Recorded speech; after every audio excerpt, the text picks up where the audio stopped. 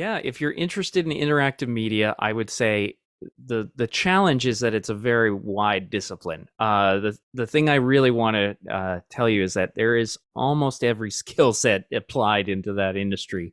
So I don't want you to think of it just as, for instance, there's some sort of top line things. People might think game designer or web programmer or something. Those are sort of the most traditional ones, but there are tons and tons of roles. Even on my team, we have people who just test projects and they are just very detail oriented. We have project managers who are really trying to plan ahead. We have, of course, artists, and artists come in many forms, writers and people who are doing all the graphic work, layouts, motion graphics, all these things. The number one thing though that I think really allows people to thrive in interactive media is learning how to act as a team.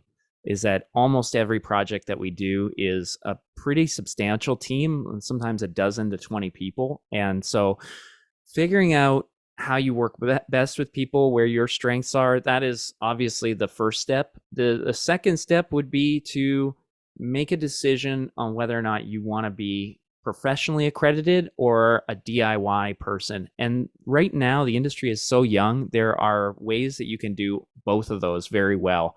If you wanted to do it yourself and not go to school for this, it would really be all based on your portfolio of work. If you are trying to get, graphic design work, you've got to have a really slick amount of work doing your own graphic design. So you have to do your own learning, interrogating why something looks the way it does, probably reading on your own to do it. But those people get hired very often. It's not always about the degree that you have.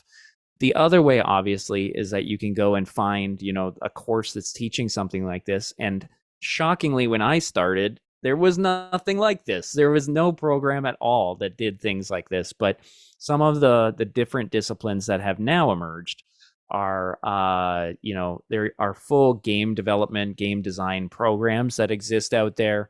That's an amazing way. There are some people who sort of become creative technologists is another way to define the job.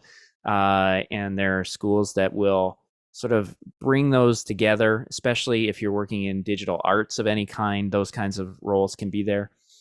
The other is to just say, no, I don't want to be all of those things at once. I want to just narrowly focus on developing, taking a program about just doing like JavaScript development and saying, no, I am really one of the people that's going to join a larger team and be a part of something great. So those are some pieces of sort of early advice, is that, there are many, many pathways.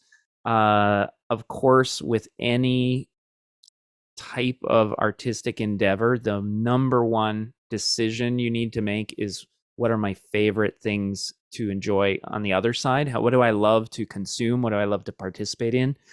Why do I like those things? If you think I want to work in games because I love playing games, it's a little different. It's not, playing games is very different than making games. And so if you find yourself picking apart the mechanics and why are things working the way that they're working, and what would happen if I could tweak it just a little bit, what if I tried to play this game and next time I didn't have a gun, what would it be? Those kinds of questions are the things that are really showing that you're thinking about it differently than just enjoying the entertainment value of it.